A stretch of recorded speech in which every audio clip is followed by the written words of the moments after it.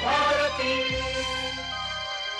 सखी सहेली। सभी सखियों, सहेलियों और सखाओं को रेडियो सखी ममता सिंह का नमस्कार। नेहा, आपको भी हमारा नमस्कार। ममता जी, आपको मेरा नमस्कार और सभी सुनने वालों को नेहा शर्मा का नमस्कार। क्या हाल है?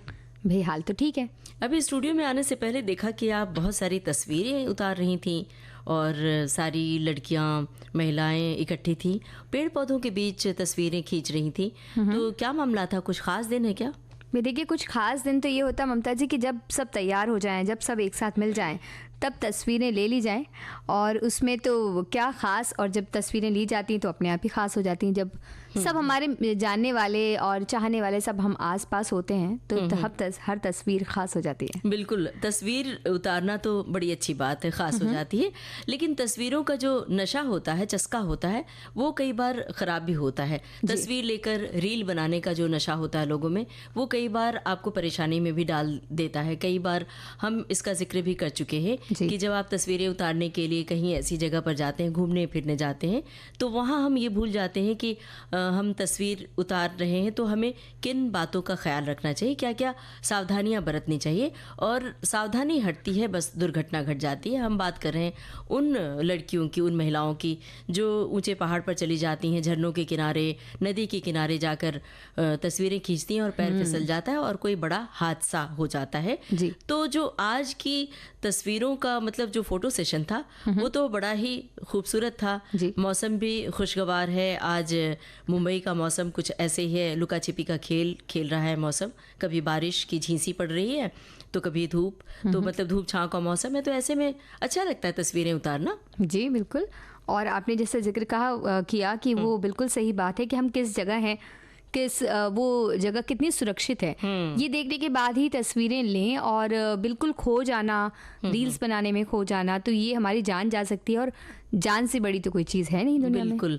तो मोबाइल हाथ में आता है तो हम कई बार उसका दुरुपयोग भी कर बैठते हैं। मोबाइल हाथ में आए तो थोड़ी जानकारी भी मुहैया कर लेनी चाहिए उसमें, जैसे कि हम बताते भी हैं सखियों और सखाओं को। लेकिन जो गांव में रहती हैं, जो सखियां और कस्बों में रहती हैं सखा भी, तो बहुत सारी चीज़ों के बारे में अवेयर नहीं होते हैं, जानकारी उन्हें नहीं होती है। तो हमारा फ़र्ज़ बनता है कि उन तक हम वो बातें पहुंचा दें। जैसे कि अब देखिए ना कि पालतू जानवरों की गंदगी से किस तरह परेशान होते हैं लोग, इसके बारे में लोग अवेयर नहीं होते। इसके बारे में हम थोड़ी चर्चा करेंगे। नमस्ते योजना एक बड़ी कारगर योजना है, इसके बारे में बहुत सारे लोग अवेयर नहीं है, विस्तृत जानकारी हम देंगे। और इसके साथ ही न्यूट्रिशन की ओवरडोज से किस तरह से बच सकते हैं, ये हम बताने वाले हैं। और आज 2 महत्वपूर्ण दिन भी हैं, जैसे कि विश्व फार्मासिस्ट दिवस और अंत्योदय दिवस, तो इस पर भी चर्चा हम करने वाले हैं। और बात चल रही थी तस्वीरों की ना, तो जब कहीं घूमने जाते हैं और आपने बिल्कुल सही कहा था ममता जी कि इस गीत को सुनते सुनते हम उन वादियों में खो गए जहाँ अगर हम जाएं तो तस्वीरें खींचते रहें। बिल्कुल। लेकिन अब तस्वीरों की दुनिया से बाहर आकर हमें और दूसरे मुद्दों पर बात करनी पड़ेगी। और हमारे श्रोता जो लगातार टिप्पणियां भेज रहे हैं, उनकी टिप्पणियों को भी शामिल करना पड़ेगा। और देखिए, सारे विषयों पर श्रोता जागरूक हैं, लिख रहे हैं। और आज हम चर्चा करना चाहते हैं अंत्योदय दिवस पर। भारतीय विचारक, समाज सुधारक पंडित दीनदयाल उपाध्याय की जयंती 25 सितंबर यानी आज मनाई जाती है। इस दिन को अंत्योदय दिवस के रूप में मनाया जाता है। अंत्योदय का अर्थ ही है जो सबसे अंत में है उसका उदय होना, या कहें कि जो सबसे अंतिम तबके के व्यक्ति हैं उनका भी विकास हो। यही अंत्योदय का सिद्धांत है और ये सिद्धांत पंडित दीनदयाल उपाध्याय ने दिया। और उन्होंने अपने जीवन में भी समाज सुधार के कई प्रयास किए और उनके इस सिद्धांत को याद रखते हुए ही उनकी जयंती को अंत्योदय दिवस के रूप में हम मनाते हैं। पंडित दीनदयाल उपाध्याय की अगर हम बात करें तो उन्होंने अपने जीवन में इस सिद्धांत का पालन तो किया ही, और वो आजीवन गरीब और कमज़ोर व्यक्तियों को आगे बढ़ाने के लिए काम करते रहे। और इस दिवस को मनाने का मुख्य उद्देश्य है पंडित दीनदयाल उपाध्याय के सिद्धांत को सुरक्षित रखने का प्रयास, ताकि सामाजिक समानता रहे और गरीब और वंचित व्यक्ति जो हैं उनमें जागरूकता आए, और साथ ही समय समय पर कई सरकारी योजनाएं उनके लिए लागू होती हैं, उनके बारे में भी उन्हें जानकारी मिले। तो हमें भी अपने जीवन में सिद्धांत का पालन करना चाहिए और एक अच्छे मार्ग पर चलना चाहिए। भाई साथ ही अगर एक दूसरे का हाथ बढ़ाते रहें, बांटते रहें, तो बहुत सारे काम मुश्किल काम आसान हो जाते हैं। जी। एक योजना के बारे में हम अपनी सखियों और सखाओं को बताना चाहते हैं। जब हम देखते हैं सड़क के किनारे जब ख़ास तौर से सीवर की सफाई हो रही होती है, नालियों की सफाई हो रही जी। होती है, तो कितने डीप में अंदर घुस के जो कर्मचारी होते हैं काम कर रहे होते हैं, तो उसी के रोकथाम के लिए मतलब वो काम न करना पड़े, उसके लिए एक योजना सरकार ने जारी की है, वो है नमस्ते योजना। जी।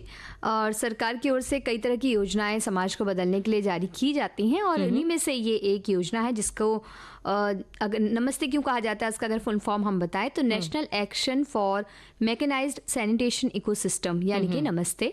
और इस योजना के तहत सीवर लाइन और सेप्टिक टैंक की सफाई करने वाले जो कर्मचारी होते हैं उनकी सुरक्षा के साथ साथ उनका मान सम्मान बढ़े और उनका मान सम्मान बना रहे, इसको रखने की कोशिश की जा रही है। बिल्कुल। और इस योजना को साल 2022-23 से 2025-26 तक 4 वर्षों के लिए जारी किया गया है और तकरीबन 360 करोड़ रुपए की राशि इसके लिए आवंटित की गई है। और हमने जैसा कि बताया कि कई लोग जानते हैं कि सीवर जहां पर अमूमन शहर भर का गंदा पानी आता है और सेप्टिक टैंक जहां पर गंदगी इकट्ठी होती है, इनकी सफाई व्यक्ति किया करते थे। ये एक ऐसी जगह है जहां कई विषैली गैसें भी मौजूद होती हैं। इसकी वजह से कई व्यक्तियों ने अपनी जान भी गंवाई है और कई ऐसे हादसे भी सुनने को मिले कि नाली के अंदर गहराई तक वो चले गए और फिर उन्हें समस्या हुई, घुटन हुई, सांस की समस्या हो गई और दम तोड़ दिया। तो इस तरह की घटनाओं से भी हम बच सकते हैं इस योजना के तहत। इस तरह के काम कोई भी व्यक्ति ना करे बल्कि मशीनों की सहायता से ये काम हो, ये सुनिश्चित किया जा रहा है। साथ ही इन कामों के लिए व्यक्तियों की ज़रूरत अभी जहाँ पर है, जहाँ अभी उतनी मशीनें नहीं पहुँच पाई हैं, जहाँ बाद में मशीनें पहुँचने वाली हैं, उन्हें भी सुरक्षा के भरपूर इंतजाम मिले, ये नमस्ते योजना के अंतर्गत सुनिश्चित किया जा रहा है। और साथ ही जो सिवर लाइन और सेप्टिक टैंक सफाई कर्मी है यानी SSW उन्हें कहा जा रहा है, को नए रोजगार के अवसर भी दिए जा रहे हैं, क्योंकि अगर मशीनों का उपयोग ज़्यादा होगा तो उतने व्यक्ति नहीं लगेंगे, तो वो बेरोजगार हो रहे हैं, तो उनके लिए रोजगार के अवसर भी दिए जा रहे हैं। साथ ही उन्हें एक पहचान बनी रहे, उनकी पहचान पता चले कि कौन कौन इन कामों में हैं, उसके लिए उन्हें पंजीकृत किया जा रहा है, जिसके लिए एक डेटाबेस बनाने के साथ एक कार्ड के जरिए उनकी प्रोफाइलिंग की जा रही है और उन्हें नमस्ते ID दी जा रही है, जिससे जो भी सुविधाएं हैं वो उन्हें मिल सके।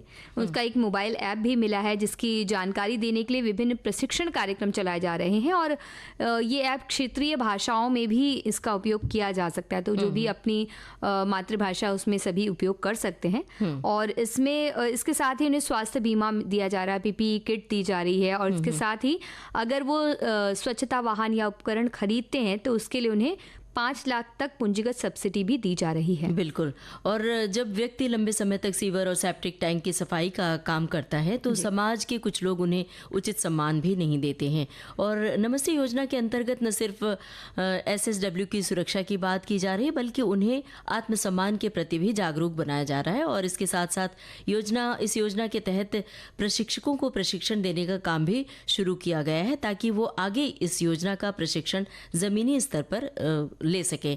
और इस योजना का मुख्य उद्देश्य है कि साफ सफाई के दौरान किसी व्यक्ति की मृत्यु ना हो, स्वच्छता कर्मचारी कुशल बना रहे और जो गंदगी निकलती है उनका सीधा संपर्क ना हो पाए, मतलब सीधे संपर्क में वो ना आए। इस तरह इसकी योजना का उद्देश्य ये है। और साथ में जो लोग डर रहे हैं कि उनकी नौकरी चली जाएगी, मतलब उन्हें जो बंधी बंधाई तनख्वाह मिल रही है उससे वो वंचित रह जाएंगे, फिर उनकी रोजी रोटी कैसे चलेगी। लेकिन जब मशीनों के जरिए सफाई होगी तो मशीन चलाने वाला भी तो कोई चाहिए, तो ये जो सारे लोग हैं उनको मशीनों के द्वारा प्रशिक्षण दिया जाएगा तो उनकी नौकरी नहीं जाएगी। बिल्कुल। और सफाई कर्मचारी का सशक्तिकरण तो होगा और उनके जो भी काम है अलग अलग आजीविका के लिए, वो अलग अलग विकल्पों की उन्हें जानकारी भी दी जा रही है कि कौन से दूसरे काम वो कर सकते हैं जो उन्हें जैसे सब्सिडी दी जा रही है अगर स्वच्छता की वो कुछ मशीनें लेना चाहें, कुछ अपना काम करना चाहें तो उसके लिए। और साथ ही इस कामकाज के प्रति भी उन्हें प्रशिक्षित किया जा रहा है। हमारे एक साथी ने भी इसके बारे में एक संदेश लिखा है। वो कह रहे हैं कि राष्ट्रीय मशीनीकृत स्वच्छता पारिस्थितिकी तंत्र कार्यवाही, जिसका इन्होंने हिंदी में पूरा लिखकर भेजा है। नमस्ते योजना सामाजिक न्याय और आधिकारिक मंत्रालय और आवास और शहरी मामलों के मंत्रालय द्वारा संयुक्त रूप से शुरू की गई पहल है। ये सामाजिक न्याय और अधिकारिता मंत्रालय के केंद्रीय क्षेत्र की योजना है और इस योजना में शहरी भारत में स्वच्छता कर्मचारियों के लिए एक सक्षम इकोसिस्टम का निर्माण करते हुए उनकी सुरक्षा और गरिमा की परिकल्पना इसके तहत की जा रही है, ऐसा वो कह रहे हैं। तो हम अपने श्रोताओं का शुक्रिया अदा करते हैं कि इन मुद्दों पर बढ़ चढ़कर हिस्सा ले रहे हैं और अपनी बात रख रहे हैं। तो अगले मुद्दे के लिए भी हमारे श्रोता तैयार होंगे। और ममता जी, दुख भरे दिन कब बीतते हैं? जब हम स्वस्थ रहते हैं तब।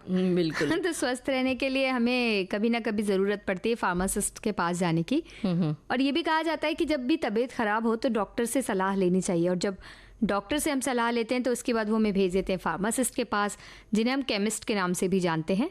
और आज का दिन उनके नाम है क्योंकि आज है विश्व फार्मासिस्ट दिवस। ये दिन विश्व स्वास्थ्य संगठन और अंतर्राष्ट्रीय फार्मास्यूटिकल फेडरेशन के द्वारा मनाया जाता है। और इस दिन को मनाने का जो उद्देश्य है वो ये है कि फार्मासिस्ट को उनके कामों की सराहना की जाए और प्रोत्साहित किया जाए, लोगों के बीच उनके काम को लाना, क्योंकि कई बार हम इस बात की ओर ध्यान ही नहीं देते हैं कि फार्मासिस्ट हमारे स्वास्थ्य से जुड़ी एक बहुत ही ज़रूरी कड़ी है। ये अलग अलग तरह से हमारी सहायता करते हैं। यही नहीं, वो कई सार्वजनिक स्वास्थ्य अभियान का हिस्सा भी बनते हैं। और इनके कामों में शामिल होता है कि रोगियों को न सिर्फ दवाएं दें बल्कि उन्हें लेने की सही सलाह भी देते हैं। यही नहीं, कई चिकित्सा से जुड़े उपकरणों तक रोगियों की पहुंच भी ये करवाते हैं। 2009 में पहली बार इस दिन को मनाया गया था और इस तारीख को चुनने की वजह खास है क्योंकि 25 सितंबर ही वो तारीख थी जब साल 1912 में FIP यानी कि अंतर्राष्ट्रीय फार्मास्यूटिकल फेडरेशन की स्थापना हुई थी। और देखो ना, हमारे एक श्रोता ने भी कुछ लिखा है, देखते हैं क्या लिखा है। इन्होंने लिखा है कि फार्मासिस्ट अपने फार्मेसी के उन्नायक हुआ करते हैं, ये चिकित्सक के असिस्टेंट भी होते हैं। इस दृष्टिकोण से चिकित्सक के उपरांत चिकित्सा कार्य में इनके भी महत्वपूर्ण योगदान है। इनके सम्मान और महत्व के लिए ही आज का ये वैश्विक दिवस है और प्रत्येक मेडिकल स्टोर पर इनकी उपस्थिति बहुत ज़रूरी होती है। औषधि इनकी ही देखरेख में वितरित किया जाता है। और आज इस दिवस की हर साल एक थीम, जैसे कि हम जानते होती है। इस साल इस दिन की थीम है विश्व फार्मासिस्ट दिवस की थीम फार्मासिस्ट वैश्विक स्वास्थ्य आवश्यकताओं की पूर्ति। वाकई हम अगर कहें ममता जी तो फार्मासिस्ट स्वास्थ्य के क्षेत्र में एक महत्वपूर्ण भूमिका निभाते हैं और हमारा उनसे आमना सामना अक्सर होता ही रहता है। विविध भारती से ये है कार्यक्रम सखी सहेली। और नेहा, आज मेरी किसी से मुलाकात हुई, एक लड़की से, कम उम्र की लड़की, और बहुत दिनों बाद दिखाई दी तो देखा कि बहुत दुबली पतली हो गई है। और मैंने पूछा क्या हुआ, बीमार थी क्या? तो उसने कहा कि नहीं, तो बीमार तो नहीं थी। तो मैंने कहा शक्ल सूरत तो वैसी ही लग रही थी और अच्छी खासी मोटी हेल्दी स्वस्थ थी, लेकिन एकदम बीमार सी दिख रही थी, बिल्कुल दुबली पतली, एकदम सीक की तरह काया हो गई थी। तो उसने बताया कि नहीं, मैं बहुत मोटी हो गई थी, मुझे लोग टोक रहे थे, तो मैंने क्या किया, डाइटिंग की और थोड़ी एक्सरसाइज के साथ साथ डाइटिंग भी शुरू कर दी और डाइटिंग के कारण ऐसा हो गया। तो अभी मुझे लोग टोक रहे हैं, तो अभी मैं सोच रही हूँ कि थोड़ा न्यूट्रिशन बढ़ाऊँ। अब बताओ कि ऐसे लोगों को के लिए क्या कहोगी आप? भाई, इनके लिए तो ये कहा जा सकता है कि इस तरह से अपने मन से अगर वो मोटे पतले होते रहेंगे तो बड़ी मुश्किल हो सकती है बाद में आगे जाकर। बस अपने फिजिक को ठीक करने के लिए आप न्यूट्रिशन कम भी मत लें, न्यूट्रिशन ज़्यादा भी मत लें, क्योंकि कई बार न्यूट्रिशन कम हो जाता है तो आपके लिए खतरा है, और अगर न्यूट्रिशन की अधिकता हो जाती है तो वो भी ठीक नहीं होता है। लोग क्या करते हैं कि प्रॉपर डाइट ना लेके, और कि इसमें न्यूट्रिशन है कि मान लो रोटी चावल नहीं खाना है बल्कि विटामिन्स वाली चीज़ें ढूंढ ढूंढ के खानी है। तो कई बार जब न्यूट्रिशन की अधिकता हो जाती है तो भी परेशानी हो जाती है ना। बिल्कुल, कई बार तो लोग खाना नहीं खाते, उसकी जगह गोलियां खाते हैं क्योंकि विटामिन कम हो गया है। ऐसा सोचते हैं कि किसी ने बताया था कि उसने ये गोलियां ली थी सप्लीमेंट्स, तो उसका शरीर अच्छा हो गया था, उसके बाल झड़ने बंद हो गए थे। इस तरीके की कोई बातें करके वो बिल्कुल उसी को फॉलो करके वो उसको खाने लगते हैं, जबकि हो सकता है कि सामने वाले ने डॉक्टर से बात करके और ली है, क्योंकि हर एक व्यक्ति का जो शरीर है वो अलग अलग होता है। तो डॉक्टर अपनी तरफ से ये तय करता है, ब्लड टेस्ट होते हैं, कुछ टेस्ट के द्वारा वो तय करता है कि कौन सी दवा लेनी है, कौन सी नहीं लेनी है, और उसकी शारीरिक संरचना के हिसाब से और उसको क्या चीज़ डाइजेस्ट होता है क्या नहीं होता है उसके अनुरूप डॉक्टर सजेस्ट करते हैं, या फिर डाइटिशियन जो होते हैं वो सजेस्ट करते हैं, उसके हिसाब से ही फूड लेना चाहिए। या फिर एक नॉर्मल जो दाल चावल रोटी सब्जी की परंपरा चली आ रही है वो आप लें तो आपको मेरे ख्याल से विटामिन की कमी अमूमन नहीं होती है एक उम्र तक। एक ज़माना था जब हर चीज़ बड़ी आसानी से बल्कि मौसम के हिसाब से ही मिल जाया करती थी, है ना। तब तो बहुत सारी चीज़ों के बारे में हमें पता भी नहीं होता था नेहा। लेकिन अब समय बदलता जा रहा है, हर चीज़ 12 महीने मिलने लगी है। ऐसे में अगर बोलचाल की भाषा में कहें तो अब हर चीज़ का हर मौसम हो गया है। इसी तरह इन दिनों अचानक तंदुरुस्त होने का बुखार भी लोगों में चढ़ा हुआ, जैसा हमने जिक्र भी किया। बस फ़ोन पर पता किया कि किस चीज़ से क्या पोषण मिलता है और उसे खाना शुरू कर देते हैं। मतलब मोबाइल में जाते हैं, गूगल सर्च करते हैं, यूट्यूब के कुछ वीडियोस देखते हैं और बस उसके हिसाब से डाइट शुरू कर देते हैं। कई लोगों को हमने सुना, और जब मैंने तो कई लोगों को सलाह भी दी कि इस तरह से डाइट अपने आप से तय करके कंट्रोल करने की कोशिश नहीं करनी चाहिए। तो सामने वालों का जवाब था कि नहीं, हमने तो बहुत अच्छे से सर्च करके, गूगल सर्च करके हमने किया है, तो हमें कोई दिक्कत नहीं है। तो इन दिनों सब जो सर्च करते हैं, जो फोन को डॉक्टर बना लिया है, तो डॉक्टर को फोन नहीं लगाते हैं, फोन से ही डॉक्टर ही करवा लेते हैं। और ये जानना भी बहुत जरूरी है कि किसी भी चीज को खाने की एक निश्चित मात्रा होती है। हर चीज को हम बेहिसाब नहीं खा सकते हैं, और किसी भी चीज़ के साथ कौन सी चीज़ें खाई जा सकती हैं उसकी भी एक सूची होती है। तो ये भी नहीं हो सकता है कि हम किसी भी चीज़ के साथ कुछ भी मिलाकर खाते जा रहे हैं, क्योंकि हमें लग रहा है कि सारी चीज़ों में न्यूट्रिशन है। तो अगर सबको मिला देंगे तो विटामिन मिनरल सब कुछ एक ही कटोरी में हमें मिल जाएगा। लेकिन वो करने के चक्कर में वो कटोरी बड़ी खतरनाक हो सकती है। बिल्कुल सही बात है। इसी तरह की एक बात हमारे श्रोता ने भी लिखी है। इन्होंने लिखा है कि साधारण बोलचाल में कहा जाए तो भोजन उतना ही लेना चाहिए कि आप स्वयं को चलने फिरने में कोई असुविधा न महसूस करें, आप एक लोटा पानी और पी सकें। ऐसे ही हम भोजन के साथ न्यूट्रिशन भी ताकत बढ़ाने के लिए, अपना स्वास्थ्य बेहतर रखने के लिए लेते हैं, लेकिन इनकी भी अधिक मात्रा हमें नुकसान पहुंचाती है। हम अपना पैसा भी खर्च करते हैं, समय का नुकसान करते हैं और हमें फ़ायदा कुछ नहीं मिलता।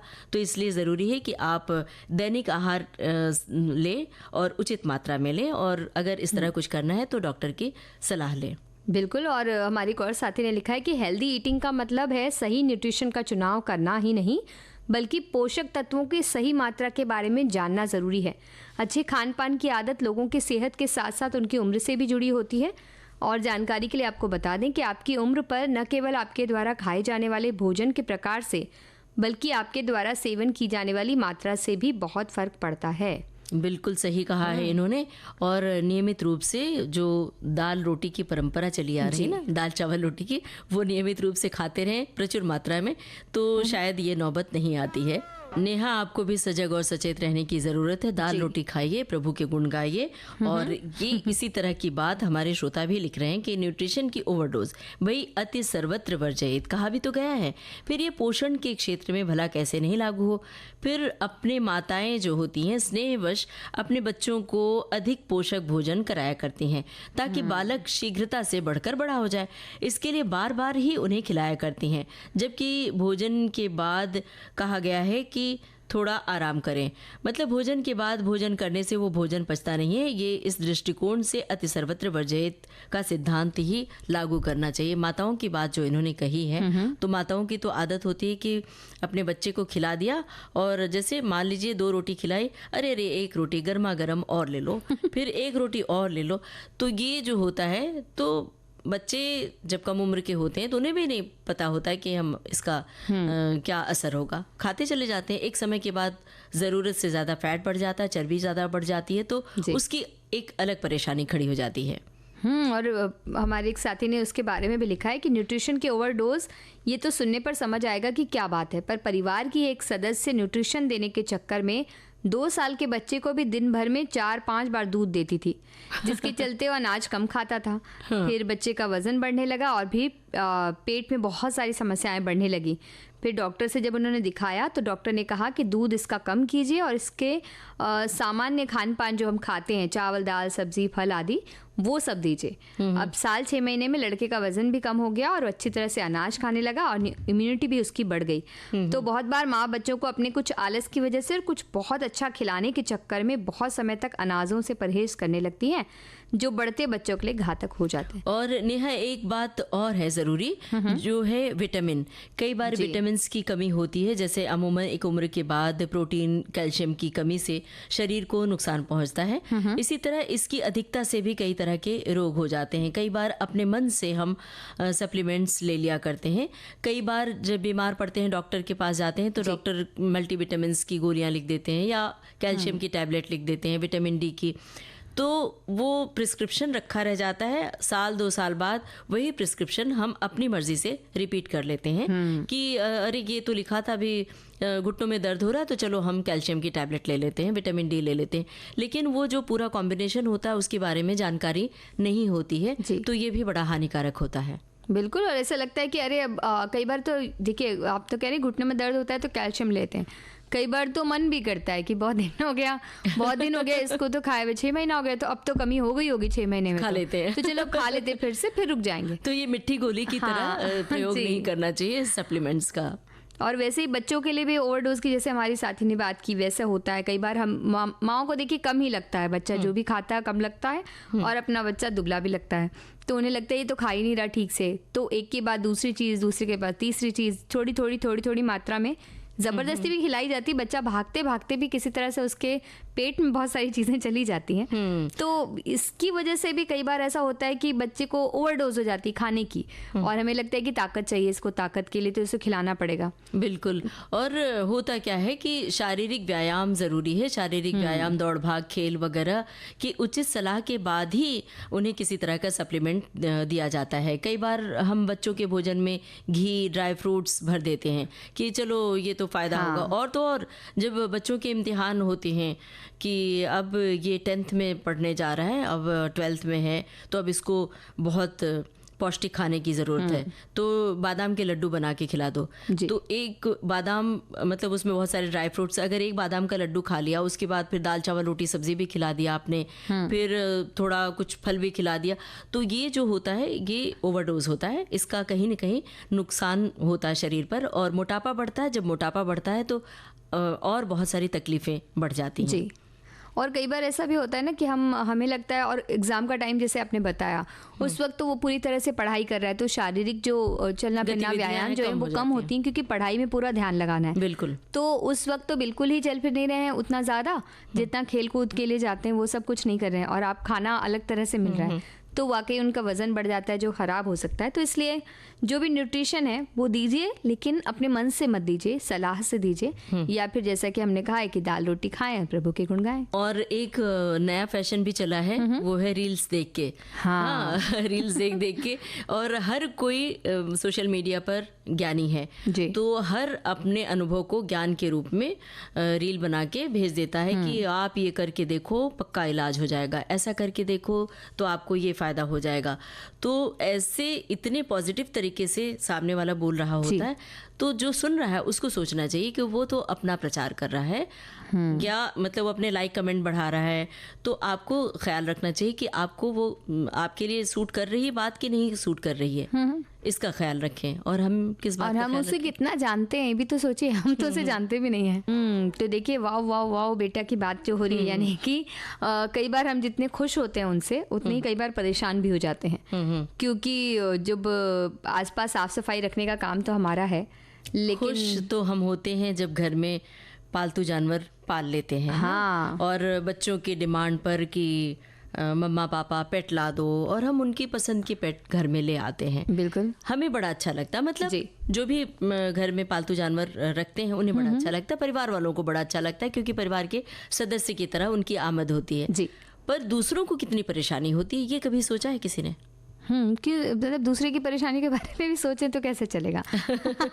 तो इसलिए आज हमारा यही मकसद है कि जब हम मतलब जो लोग भी पालतू जानवर घर पे ले आते हैं, तो पालतू जानवरों से जो गंदगी होती है उससे लोगों को कितनी परेशानी होती है, इस पर भी ज़रा विचार करें। बिल्कुल। और अब हम अपने घर में जब पालतू जानवर रखते हैं तो अब उनको जाहिर सी बात है मलमूत्र विसर्जन करने के लिए जाना होता है, तो वो उन्हें बाहर ले जाते हैं, घुमाते फिराते हैं सड़क के किनारे, कहीं भी जहाँ भी उन्हें लगती है सुविधा वो हो जाता है और वो अपना वापस घर आ जाते हैं। तो ये गंदगी बाहर फैल गई, लेकिन वो तो अपने घर आ गए, उनका घर साफ सुथरा है। बिल्कुल। पर जो व्यक्ति जा रहे हैं, सड़क पर जा रहे हैं, उनका क्या, और जो वो सड़क पर एक गंदगी फैल गई, गंदा है, जो स्वच्छता की बातें हम करते हैं, लेकिन वो उसका क्या, वो जो गंदगी फैली हुई उसका क्या, रोजाना होता है तो सुबह से होती है, शाम। साथ में एक डर भी रहता है कि अगर आजकल जो चलन हुआ है गली गली में श्वान कुत्तों को लोग खाना खिलाते हैं अपना राहु ठीक करने के लिए, ऐसा कहा जाता है कि राहु ठीक हो जाएगा, मतलब ग्रह ठीक करने के लिए आप कुत्तों को खाना खिलाते हैं, ले जाकर बाकायदा दूध रोटी वगैरह मिक्स करके। देखा है मैंने कि बड़ी बड़ी गाड़ियों से लोग उतरते हैं, जहाँ पर बहुत सारे कुत्ते होंगे, उतर के खाना खिलाते हैं और चले जाते हैं। लेकिन वो कुत्ते लोगों को कितना तंग करते हैं, कितना परेशान करते हैं, लोगों का आना जाना दूभर कर देते हैं, उन्हें काटने के लिए दौड़ते हैं, भौंकते हैं, तो लोग डर जाते हैं। कई बार तो बड़े बड़े हादसे हुए हैं कि कुत्तों ने काट लिया तो आईसीयू तक में एडमिट होना पड़ा। तो बात यहाँ हमें साफ सफाई की चल रही है, तो ये जो गंदगी करते हैं उन गंदगी से कैसे निजात पाया जाए, ये एक अहम सवाल है। और बहुत बार हम लोग को ऐसा होता है ना कि हम कहीं भी ले जाते हैं, क्योंकि बहुत सारी ऐसी जगह हैं जहाँ पर जैसे कचरे का निवारण किया जाता है, वहाँ कचरा इकट्ठा किया जाता है, वो जगह वैसी है, तो उन जगहों पर आप ले जा सकते हैं। या घर में भी प्रशिक्षित किया जा सकता है, जैसे कि हम रील्स की बात करें तो रील्स में ये सारी चीज़ें भी आप देख सकते हैं, यूट्यूब के जरिए भी आप देख सकते हैं कि प्रशिक्षित किया जा सकता है। जैसे बिल्लियों को बहुत से लोग पालते हैं तो उनकी एक जगह बना दी जाती है, तो वो वहीं जाकर उनको जब भी मलमूत्र विसर्जन करना हो तो वो वहीं जाते हैं। उसी तरह से कुत्तों को भी प्रशिक्षित किया जा सकता है कि घर का टॉयलेट इस्तेमाल करें। तो वो आमतौर पर वो जैसे बच्चे हमें धीरे धीरे बता देते हैं, क्योंकि जो भी उन्हें पालते हैं वो अपने बच्चों की तरह ही उन्हें मानते हैं, इसलिए हम इस तरह की बात कह रहे हैं। तो जिस तरह से बच्चे हमें बताते हैं, हम उन्हें प्रशिक्षित करते हैं कि किस तरह से उन्हें बता देना है कि उन्हें कब टॉयलेट जाना है, उसी तरह से जो पालतू जानवर हैं वो भी हमें इशारा करके अपनी तरह से बता देते हैं। और कई लोग सड़क फुटपाथ पर जानवरों को जो खाना खिलाते हैं, इसमें से बहुत सारी चीज़ें बची रह जाती हैं, वो छूट जाती हैं, तो इससे भी गंदगी फैलती है, बैक्टीरिया फैलता है जो प्रदूषण पैदा करता है। और इसके अलावा पालतू जानवरों के जो जूठे भोजन होते हैं उनके इस्तेमाल की चीज़ों को निकालना हो तो इसके लिए ऐसी व्यवस्था करनी चाहिए जो लोग पालते हैं जानवरों को, जिससे इसका उपयोग किसी व्यक्ति द्वारा न किया जाए। साथ ही पालतू जानवरों का समय पर टीकाकरण करवाना बहुत ज़रूरी होता है, जिससे वो और हम सब सुरक्षित रहें जो आसपास होते हैं। बिल्कुल।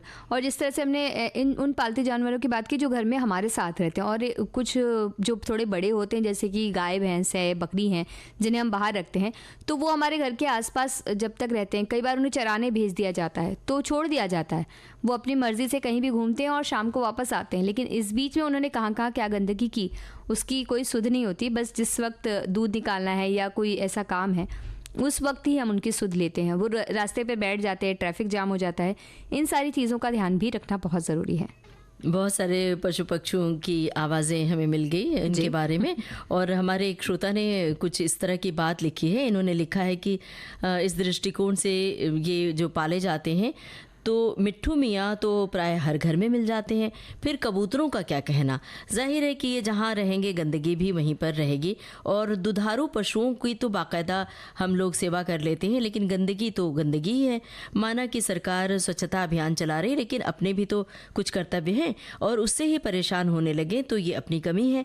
जानवरों की संख्या वैसे भी कम हो रही है और समाज में नकली डुप्लीकेट पदार्थों की भरमार है।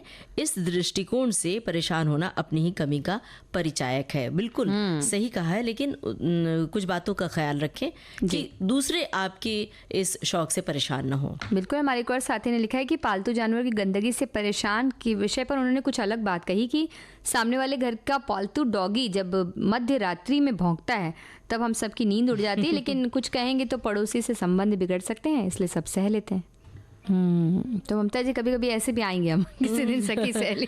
और फिलहाल मुलाकात का वक्त हो रहा है खत्म, कुछ भी बोलने बतियाने का वक्त नहीं, ना ही गाना सुनाने का। तो लेते हैं श्रोताओं से इजाजत। आप सभी को ममता सिंह और नेहा शर्मा का नमस्कार। सखी सहेली कार्यक्रम की प्रोड्यूसर अनुश्री पाठक।